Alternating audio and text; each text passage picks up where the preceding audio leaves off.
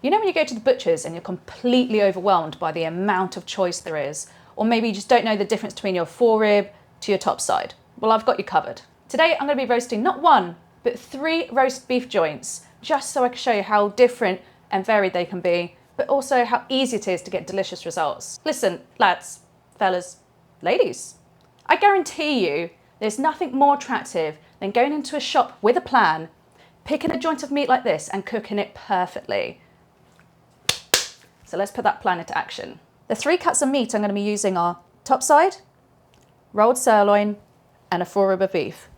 So this is the topside. It is located on the hind rear part of the cow, right in between the flank and the silver side. Now this is a much tougher, leaner piece of meat. You can see from this meat, there's not a lot of fat on there. So my butcher's kindly strung on some extra fat to wedge either side to keep it nice and moist. I grew up with this cut joint of meat for my roast dinners because it is a more affordable option than, say, some of the primer cuts, but nonetheless still delicious and has a wonderful beefy flavour. So this is the sirloin. This is located between the forerib and the rump. It's one of my absolute favourites for a roast beef because it's got this lovely fat over the top. That means it's going to have a lot of flavour as it roasts. It's a rolled sirloin, so where we strung it and rolled it together. It's taken off the bone. Delicious. You've got this lovely fat cap over the top, which will just render down as it roasts and keep that meat really nice and juicy. And you see here with the sirloin, there is a lot of fat inside the meat as well. So you're just going to get a really lovely slice of roast beef. With a sirloin about this size, which is about 1.2 kilos, that'd be plenty for 4 people because you're going to have a lot of this meat. But it could be on the pricier side because it is a prime cut. Now this is the forerib, also known as prime rib. Now this is from the forequarter of the cow, so like the first 5 ribs of the loin, and it is absolutely delicious for a roast beef. It can be intimidating though, because it usually comes on the bone. Now this one is a 1.6 kilos. This would be plenty for about 3 to 4 people. I think the one thing that about the foreribs is that you've got to factor in with the weight, so this is 1.6, is that that bone is going to contribute to the weight. Therefore it adds a bit more value to the cost to the meat. But the bonus of having a bone in is that it keeps that meat really moist, juicy, keeps those flavours kind of locked in, and also it's quite tasty to gnaw on the bone after when you're roasting. It's quite a bit of a showstopper, isn't it? But I mean, usually I go for 2 bones, but 1 will do. But the last thing to note with the forerib is its fat content compared to the other 2 joints. So you see this lovely marbling within it, but this also means that you need to cook it a bit slower just so that it renders down a bit more. But fat is flavour. High tech. The forerib is expensive. You can expect around 27 to 33 pounds per kilo, but you need to factor in that bone. A sirloin is a little bit more pricey at 28 to 32 pounds per kilo, but you're going to get a lot more meat in there. And the cheapest option is going to be a topside at coming in at a bit more affordable, 14 to 16 pounds per kilo, which is great for families or if you're feeding a lot of people. So forerib, you need to cook it for a bit longer, lower, slower, like a reverse sear is perfect. Sirloin, you want to roast it nice and fast on a high temperature to get a really nice crust, and then drop that temperature to cook it through. Topside, now you can do 2 options for this. You can slow roast it like a pot roast, braise it a bit longer, or you can cook it fast just like the other joints. Fat. The forerib has a lot of fat through it. It's got to be very flavourful. Sirloin has a medium amount of fat. It's got that fat cap on the top, but it's delicious. Now the topside has a low fat content, very lean. So if you're a bit more on the health conscious side, this is the choice for you. Oh, near the camera. All right, enough of the guys. Let's just get cooking. To prepare the meat, we're going to generously season it with salt and pepper. Then we're going to leave it in the fridge uncovered for at least 48 hours. But if you're in a rush, don't worry about this. This just helps get a really nice crust all over the meat. For the top side, I'm going to do something slightly different. This is a little trick I learned from my mum. I think she learnt it from Delia. We're using some mustard powder and a little touch of flour. And we're going to give it a little crust and roll it in the flour. This is because the top side is very lean. So this can give it a nice crust if you don't have that fat cap on. But luckily we've got that fat cap on there. You see how that is lightly dusted? It's not coated too much with that flour, but just enough. What it will do, as it roasts, it will give a lovely brown crust to the top side. Plus it will help make your gravy nice, rich and thick. It's ready for roasting.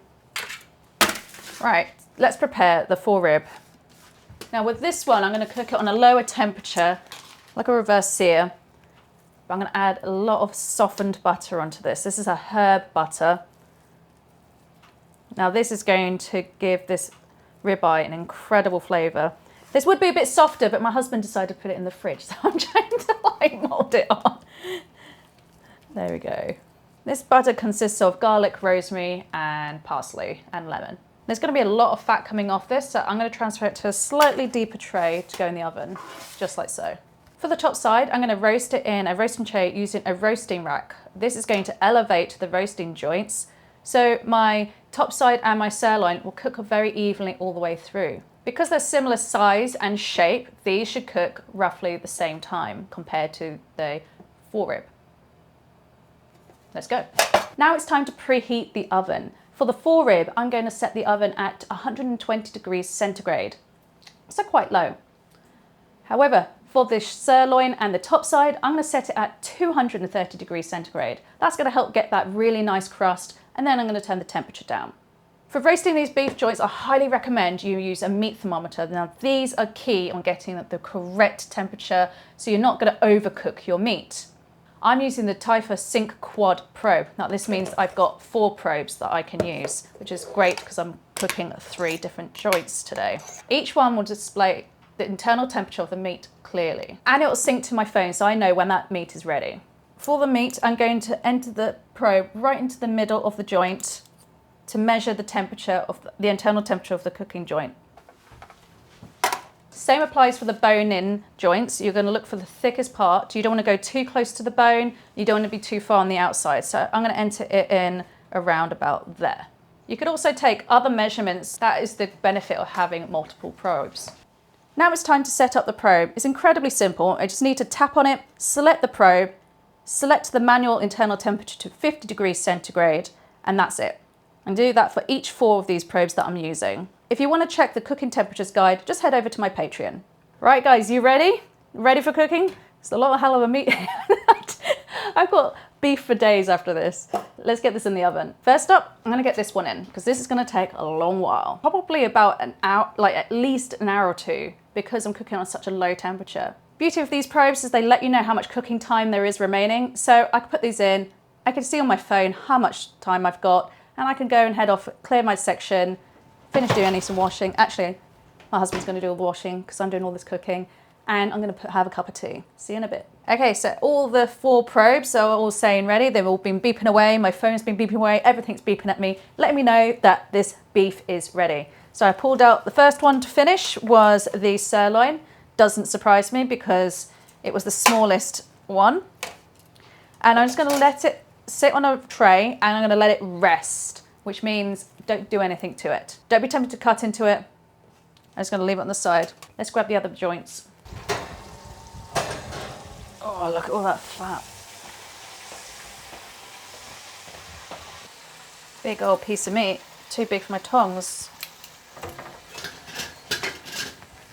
There's lots of lovely rendered fat down there. I might actually strain that and keep that for cooking with another day. Oh, imagine doing some potatoes in that. Click on the video if you'd like to find out how to cook roast potatoes. I think I'm just gonna have to plug that in every roast video I do now. This one, we're going to turn it up real high. So I've now pulled out the top side. That was the next one to be ready. I just leave that, actually I'm gonna leave the probe in there while it rests so I can see what temperature it's at while it's resting. The forerib now is also at 50 degrees centigrade, and I'm going to raise that temperature to get it all nice and crusty on the outside. Because we've been cooking it on a fairly low temperature, So it's an ideal pink all the way through. Now you want it all nice and crisp and brown on the outside. So I'm going to call it a crispy blasting with a hot temperature. I feel like we just invented beef crackling there. Ooh. Wow. Yum. All right, remove the probe. We'll give those a good clean later. Let's take off the string. Drop in the comments below any of your favourite leftover beef recipes, because I feel like I'm going to have a lot of beef for the whole next couple of weeks or two. Beef sandwiches. With sirloin, I feel like it's all right to do slightly thicker pieces. Wow. Beautiful. Cooked all the way through, nice and pink. Delicious looking. Now let's go for the top side.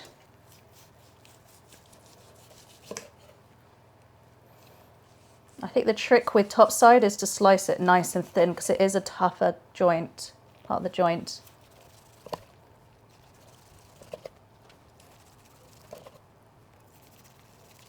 And you see here when you have the top side, you've got this sort of joint bit that comes through the middle. Don't worry about it. If it falls apart, it falls apart.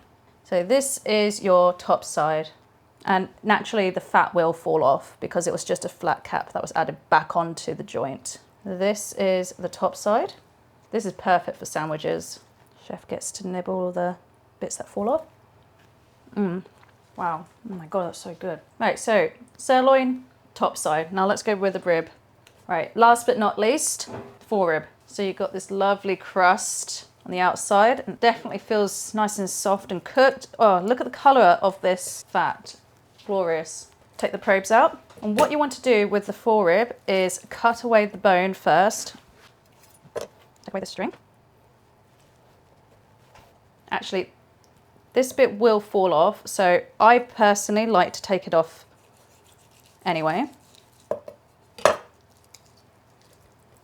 You just follow the fat cap. Put that there. We'll cut it by just following where the bone goes, just along as close as you can along the bone.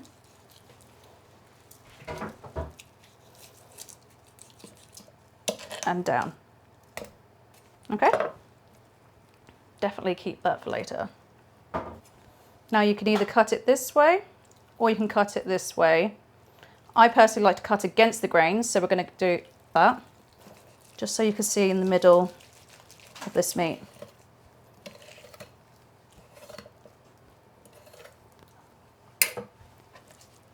So you see how with this forerib, how much fat there is in there. But because we cook this on like a reverse sears, so slow and low, it's pink all the way through, but you still have this lovely crusty bit on the outside. I'll just show you a cut through of this.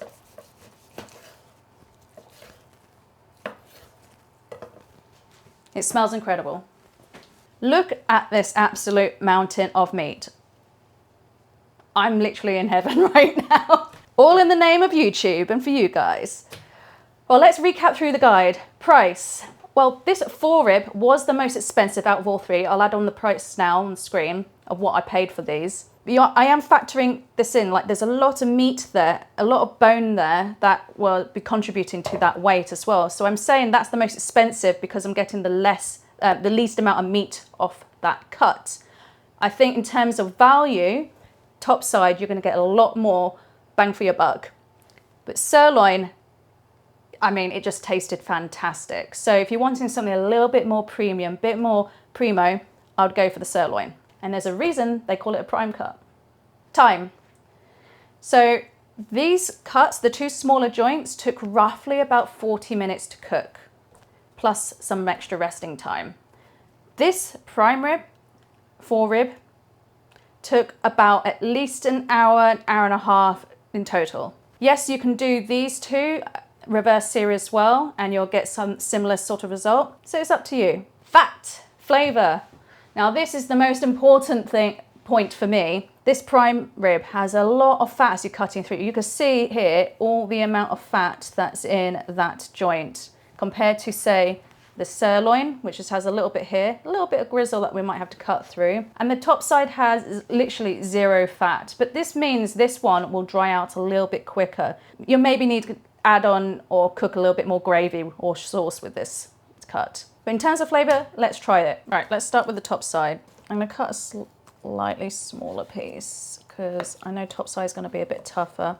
Definitely chewier, but it has a really nice meat flavour. And I tell you what, it's hella nostalgic because with that mustard flour crust and that sort of beefiness, it just reminds me of when my mum used to do these roast dinners for us. I love that. Now for the sirloin. I know this one's going to be quite special. With sirloin, I'm going to get a tiny bit of that fat in there. Not too much because I need to go to the gym after this. Wow. Literally, it cuts through like butter. Super, super moist, really flavourful. That fat just, like I said, it was like crackling. It just sort of melts in your mouth, and it's really, because we seasoned it overnight with that salt and pepper in the fridge uncovered, it's just absolutely delicious. Love that.